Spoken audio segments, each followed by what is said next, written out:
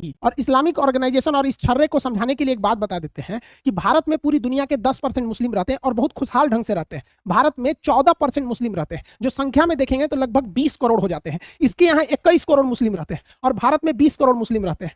हद बेवकूफी देखिए, दुनिया का ऐसा कोई पागल देश नहीं होगा जो अपने देश की जनसंख्या के बराबर किसी दूसरे देश की जनसंख्या का बोझ ले कि हम भी इनका ख्याल रखेंगे। तुम क्या ख्याल रखोगे रे बैल कहीं का। भारत में इन लोग का कहना है कि मुस्लिम माइनॉरिटी में, तो भैया यहाँ पे जैन माइनॉरिटी है, बौद्ध माइनॉरिटी है, ईसाई है, सब बहुत माइनॉरिटी के यहाँ पे, किसी को कोई दिक्कत नहीं आता है। जबकि अगर आप देखिएगा इन रियलिटी तो इस्लाम सेकेंड मेजॉरिटी भी है। आप माइनॉरिटी कह सकते हैं कि ज्यादातर राज्यों में माइनॉरिटी है, तो पूर्वोत्तर में हिंदू धर्म भी वहां पे क्या चीज है, माइनॉरिटी है, बट वो सेकंड मेजॉरिटी भी है साथ साथ है। इसको क्या जरूरत है हम लोग के मैटर में इंटरफेयर करने की। हमारे यहाँ ऑलरेडी जो जहां है वो भी कोई बिजनेस में है, कोई जॉब में है, सब अपने जगह पे सेटल है। ये ससुरा जानबूझ के इंटरफेयर करता है हम लोग के मैटर में। ये कहेगा कि कश्मीर में मुसलमान सुरक्षित नहीं है। पाकिस्तान के मुसलमानों का हाल देखिए, ये सिया सुन्नी के मस्जिद में बवाल हो जाता है, वो वहां बम फोड़ देगा, वो उसको बम फोड़ देगा। सोचिए मस्जिद नमाज पढ़ने की जगह है, यहाँ बम फोड़ दिया जाता है और आए दिन आपको महीने में 1-2 फ्राइडे के दिन कहीं ना कहीं बम फोड़िए देगा। भारत में ऐसा नहीं है कि यहाँ पे सिया का भी मस्जिद है, अहले हदीस, बरेलवी, सुन्नी, 75 कैटेगरी की मस्जिदें हैं, जिसका जिसमें मन जाओ, कोई किसी दूसरे में बम नहीं फोड़ता है। ये हमारे देश की संस्कृति है।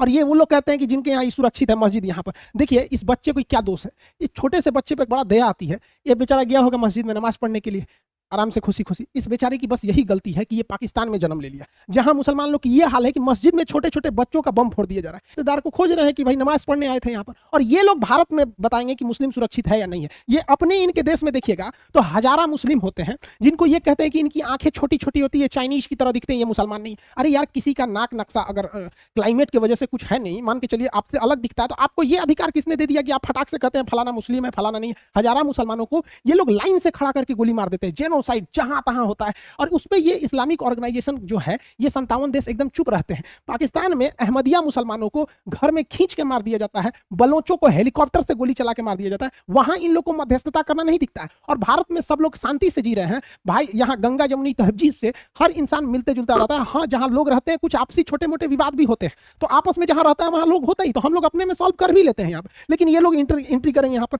इनको लगता है, बताइए, ये इस्लामिक ऑर्गेनाइजेशन ये एक धार्मिक देश है। खुद जरा मेंटेलिटी देखिए, ये धार्मिक संगठन उस देश पर उंगली उठा रहा है जो देश सेकुलर है।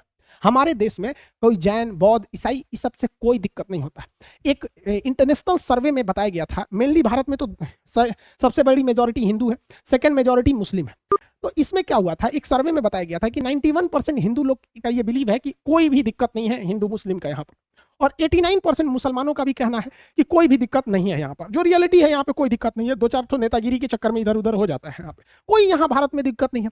लेकिन भारत में भी कुछ लोग का कहना है दिक्कत है। तो भैया, भारत जैसे देश में अगर किसी को खराब लग रहा है, हम किसी का नाम नहीं लेते हैं, लेकिन हम कहते हैं कि अगर भारत में किसी को खराब लग रहा है तो उसके लिए दुनिया में कोई जगह ही नहीं बचा। क्योंकि अगर भारत में नहीं बच सके तो भैया तुम तब अंटार्कटिका में जाके ट्राई करो, वहां पर कहीं अच्छा लगे, वहां पर कोई नहीं रहता। यहाँ पे भारत में लोगों को तकलीफ रही है। वसुधैव कुटुंबकम, हम लोग दुनिया को, मतलब शत्रु को भी हम लोग इज्जत के नजर से देखते हैं। राक्षसों के गुरु थे शुक्राचार्य, तो उनको भी हम लोगों ने आचार्य की उपाधि दिया।